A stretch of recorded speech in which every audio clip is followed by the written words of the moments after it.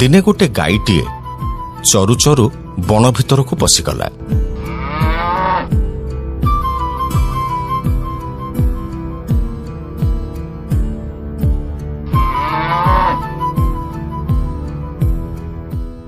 ସୂର୍ଯ୍ୟ ବୁଡ଼ିଲା ବେଳକୁ ସେ ଜାଣିପାରିଲା ଯେ ସେ ବଣ ଭିତରକୁ ପଶି ଆସିଛି। ତାକୁ ବହୁତ ଭୟ ଲାଗିଲା। ସେ କେମିତି ଘରକୁ ଫେରିବ ସେହି ବିଷୟରେ ଚିନ୍ତା କଲା।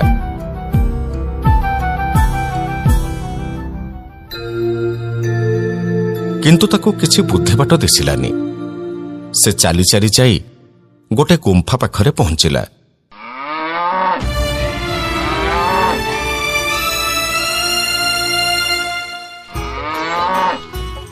ଆଉ ସେଠି ମନ ଦୁଃଖରେ ଠିଆ ହେଲା।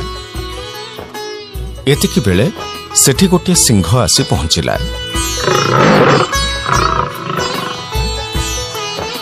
ସିଂହ ଏଭଳି ପ୍ରାଣୀ ଆଗରୁ ନ ଦେଖିଥିବାରୁ ତାକୁ ବଡ଼ ଆଶ୍ଚର୍ଯ୍ୟ ଲାଗିଲା। କିଏ ତୁ? ଏଠି କଣ କରୁଛୁ? ସିଂହକୁ ଦେଖି ଗାଈ ମନେ ମନେ ଡରିଗଲା। ହେଲେ ମନରେ ସେ ସାହସ ବାନ୍ଧିଲା। ମୁଁ ଯଦି ଏ ସିଂହକୁ ଦେଖି ଡରିଯାଏ ତାହେଲେ ତ କଥା ସରିଯିବ। ମୋତେ ସାହସର ସହିତ ୟାକୁ ମୁକାବିଲା କରିବାକୁ ପଡ଼ିବ। କଣ ଭାବୁଛୁ? ଆଜି ତତେ ମୋ ହାତରୁ କେହି ରକ୍ଷା କରିପାରିବେ ନାହିଁ। ଏଇ ଭିତରୁ ଶୀଘ୍ର ବାହାରିଆ। ଦେଖେ ଗୋଟିଏ ବଢିଆ ଶିକାର ଆସି ପହଞ୍ଚିଛି। ଏତେ ଦିନ ପରେ ଆଜି 2 ଜଣ ପେଟ ପୁରେଇ ଖାଇବା। ଆରେ ଏତେ ଡେରି କଣ କରୁଛୁ? ଶୀଘ୍ର ଆ, ନହେଲେ ପଳେଇବ। ବାହାରିଆ ଶୀଘ୍ର। ଦ୍ୱିତୀୟ ଡାକ ଶୁଣିବା ପରେ ସିଂହ ଛାନିଆ ହେଇଗଲା। ସେ ମନେ ମନେ ଭାବିଲା ଯେ ଇଏ ନିଶ୍ଚିତ ତାଠୁ ବି ବଡ଼ ପ୍ରାଣୀ। ସେଥିପାଇଁ ସେ ସେଠୁ ଦୌଡ଼ି ପଳେଇଲା।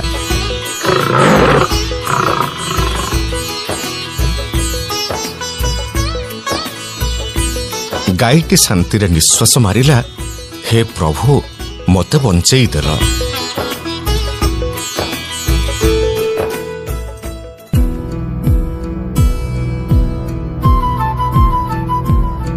ସେପଟେ ସିଂହଟି ଛାନିଆ ହେଇ ବଣ ରାସ୍ତାରେ ଦୌଡ଼ି ଦୌଡ଼ି ପଳାଉଥିବା ବେଳେ ତାର ମନ୍ତ୍ରୀ ବିଲୁଆ ଦେଖାହେଲା।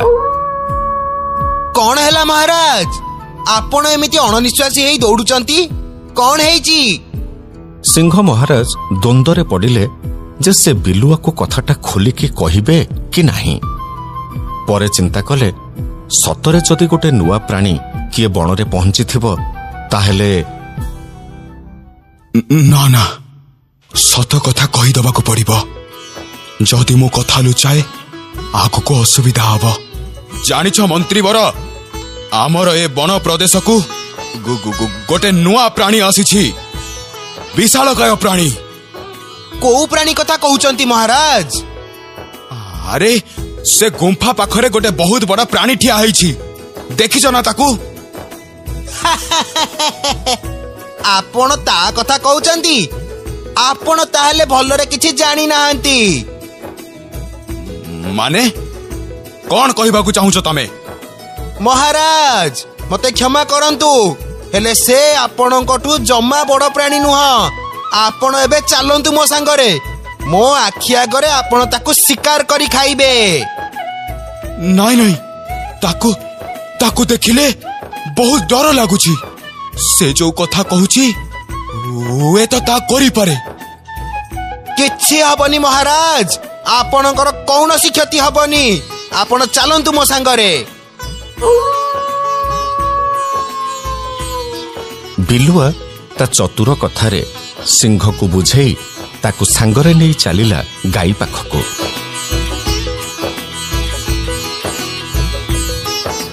ଆଉ ସେମାନେ ଗାଈ ପାଖରେ ଯାଇ ପହଞ୍ଚିଗଲେ।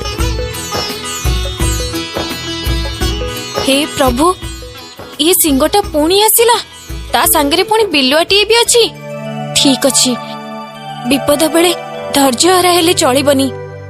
ଗାଈ ନିଜର ଉପସ୍ଥିତ ବୁଦ୍ଧି ଖଟେଇଲା ଆଉ ବିଲୁଆକୁ କହିଲା, ଏ ମୂର୍ଖ ବିଲୁଆ, ତତେ ମୁଁ କେତେଟା ସିଂହ ଆଣିବାକୁ କହିଥିଲି? 2ଟା ସିଂହ ଆଣିବାକୁ କହିଥିଲି। 2ଟା, ଗୋଟେ କଣ ନେଇକି ଆସିଛୁ? ୟାକୁ ଖାଇଲେ କଣ ପେଟ ପୁରିବ? ୟାକୁ ଏଇଠି ଛାଡ଼ି ଦେଇ ଆଉ ଗୋଟେ ସିଂହକୁ ନେଇକି ଆସିବୁ ଯା। ଗାଈ କଥା ଶୁଣି ସିଂହ ପୁରା ଛାନିଆ ହେଇଗଲା। ସେ ବିଲୁଆକୁ ବଡ଼ ବଡ଼ ଆଖିରେ ଚାହିଁଲା।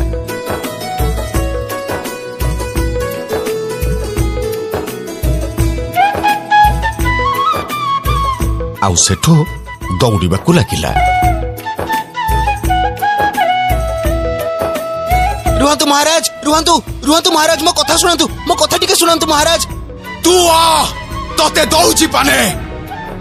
ବିଲୁଆଟି ସିଂହ ପଛେ ପଛେ ସେଠୁ ଦୌଡ଼ି ପଳେଇଲା। ଆଉ ଗାଈ ନିଜର ଉପସ୍ଥିତ ବୁଦ୍ଧି ଯୋଗୁଁ ରକ୍ଷା ପାଇଗଲା। ତା ପରଦିନ ସକାଳ ହେଲା ବେଳକୁ ଗାଈ ଆସି ଗାଁ ପାଖରେ ପହଞ୍ଚି ଯାଇଥିଲା।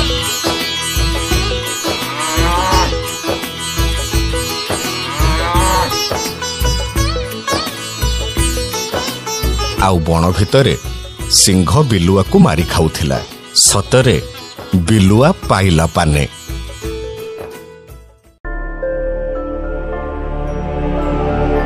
ଗୋଟିଏ ଅଗନାଅଗନି ବନସ୍ତରେ ରାଜା ଥିଲା ସିଂହଟିଏ।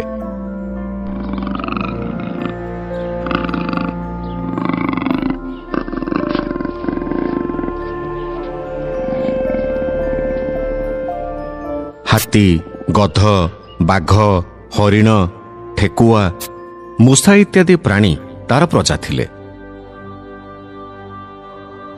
ରାଜା ଥିଲା ବହୁତ କୌଶଳୀ। ଯଦି ପ୍ରଜା ତାକୁ ନ୍ୟାୟ ମାଗିବାକୁ ଯାଉଥିଲେ ତେବେ ସେ ବହୁତ କୌଶଳ କ୍ରମେ ନ୍ୟାୟ କରୁଥିଲା। ସେଇ ବଣରେ ରହୁଥିଲା ଗଧଟିଏ, ଯିଏକି କୌଣସି କଥା ବୁଝେନି। ତାକୁ ଯିଏ ଯୋଉ କଥା କହିଦିଏ ସେ ଭାବେ ସେଇଟା ହିଁ ସତ। ସେ କଥା ଯେ ସତ କି ମିଛ ତାର ପରୀକ୍ଷା ନିରୀକ୍ଷା ପାଇଁ ସେ କେବେ ମନ ବଳାଏନି।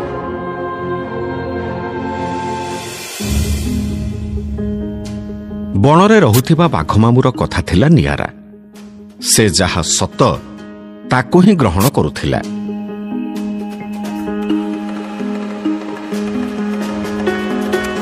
ଦିନେ ଗଧ ବଣରେ ଚରୁଥିବା ବେଳେ ତାର ବିଲୁଆଟିଏ ଦେଖାହେଲା। ଗଧ ଭାଇ, ଚରି ସାରିଲଣି? ନାଇଁ, ଆଜିକାଲି ଭଲ ଘାସ ଆଉ କୋଉଠି ମିଳୁଛି ଯେ? କାଇଁ, ଯାହାକୁ ଚରୁଛ ସେଇଟା କଣ ଘାସ ନୁହଁ କି? ଘାସ ଯେ, ହେଲେ ଆଗ ଭଳି ଆଉ କଅଁଳିଆ ଘାସ କାଇଁ? ଆଚ୍ଛା, ଏ ଗଧ ତାହେଲେ ଆଜିକାଲି ବହୁତ ସିଆଣିଆ ହେଇଗଲାଣି। ଖାଇ ପିଇ ପେଟ ପୁରି ଗଲା ପରେ କହୁଛି କଣ ନା କଅଁଳିଆ ଘାସ ଦରକାର। ତା କଥା ଏଥର ବୁଝିବାକୁ ପଡିବ। ହଉ, ତମେ ଯାଅ, ମୁଁ ଟିକେ ଛାଡି ଚରିକି ଯିବି। ଆଚ୍ଛା ଗଧ ଭାଇ, ତମେ ଏପର୍ଯ୍ୟନ୍ତ ଯୋଉ ଘାସ ସବୁ ଖାଇଲ ତା ରଙ୍ଗ କଣ ଥିଲା? ମାନେ ମୋ କହିବା କଥା, ତମେ ତ ସବୁଦିନ ଘାସ ଖାଉଛ, ହେଲେ ଘାସର ରଙ୍ଗ କଣ କହିଲ? ଘାସର ରଙ୍ଗ ତ ସବୁଜ। ବୁଝିଲ ଗଧ ଭାଇ, ତମେ ଯେମିତି ଥିଲ ସେମିତି ରହିଗଲ। ତମ ଜୀବନରେ ଆଉ ଉନ୍ନତି ହିଁ ନାହିଁ। ଆରେ, ତା ମାନେ ଘାସର ରଙ୍ଗ କଣ? ମୁଁ ଯେବେଠୁ ଜାଣିଛି ଘାସର ରଙ୍ଗ ତ ସବୁଜ। ତା ଛଡା ମୁଁ ଆଖି ଆଗରେ ବି ଦେଖୁଛି ଘାସର ରଙ୍ଗ ନୀଳ। ବୁଝିଲ? ନୀଳ। ଘାସର ରଙ୍ଗ ନୀଳ? ହଁ, ଘାସର ରଙ୍ଗ ନୀଳ। ତମେ ମତେ ଠକି ଦଉନ ତ? ଗଧକୁ ପୁଣି କିଏ ଠକିବ? ତା ମାନେ ଏ ବିଲୁଆ ଭାଇ ଠିକ କଥା କହୁଛି, ଘାସର ରଙ୍ଗ ନୀଳ। ହଠାତ୍ ଗଧକୁ ଘାସ ସବୁ ନୀଳ ରଙ୍ଗର ଦେଖାଗଲା। ସେ ପୁଣି କିଛି ବାଟ ଗଲା, ସେଠି ବି ଘାସ ତାକୁ ନୀଳ ରଙ୍ଗର ଦେଖାଗଲା।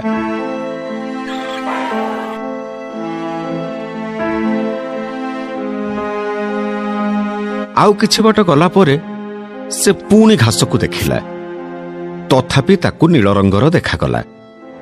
ଗଧ ଏଥର ମନେ ମନେ ସ୍ଥିର କରିନେଲା ଯେ ସତରେ ଘାସର ରଙ୍ଗ ନୀଳ। ବିଲୁଆ ଭାଇ ଠିକ କଥା କହୁଥିଲା, ଘାସର ରଙ୍ଗ ନୀଳ। ଗଧ କିଛି ବାଟ ଗଲା ପରେ ତାର ହରିଣ ସହିତ ଦେଖା ହେଲା।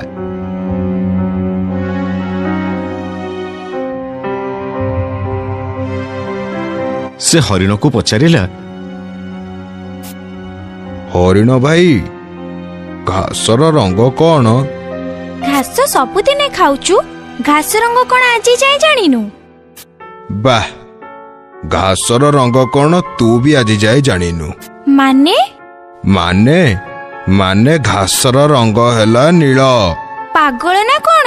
ଘାସ ରଙ୍ଗ ସବୁଜ। ଭଲ କି ଦେଖେ, ଘାସର ରଙ୍ଗ ନୀଳ। ମତେ କହିଲା କଣ ନା ପାଗଳ। ଏମିତି ବାଟ ସାରା ଯିଏ ବି ଦେଖାହେଲେ ଗଧ ସମସ୍ତଙ୍କୁ କହି ଚାଲିଲା ଯେ ଘାସର ରଙ୍ଗ ନୀଳ।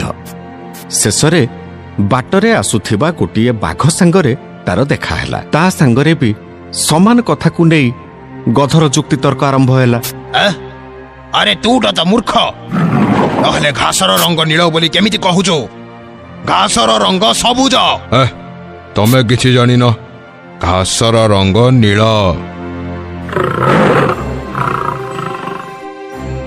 ଏମିତି କଥା କଟାକଟି ହେବା ପରେ ଦୁହେଁ ଚାଲିଲେ ସିଂହ ମହାରାଜାଙ୍କ ଦରବାରକୁ।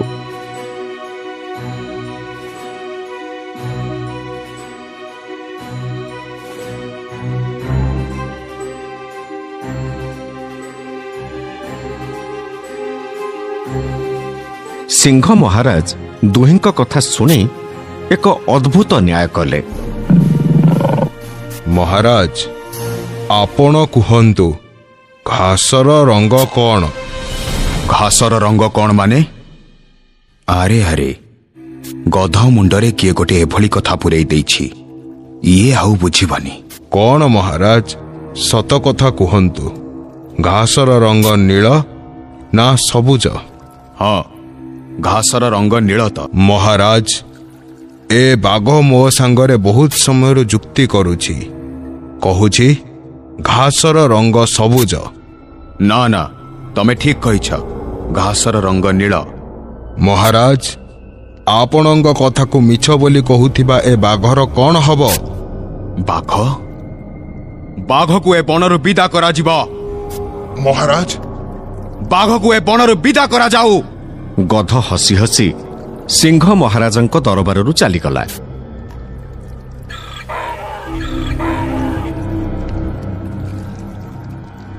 ଆଉ ସେ ଚାଲିଯିବା ପରେ ବାଘ ମାମୁଁ ସିଂହକୁ ପଚାରିଲା,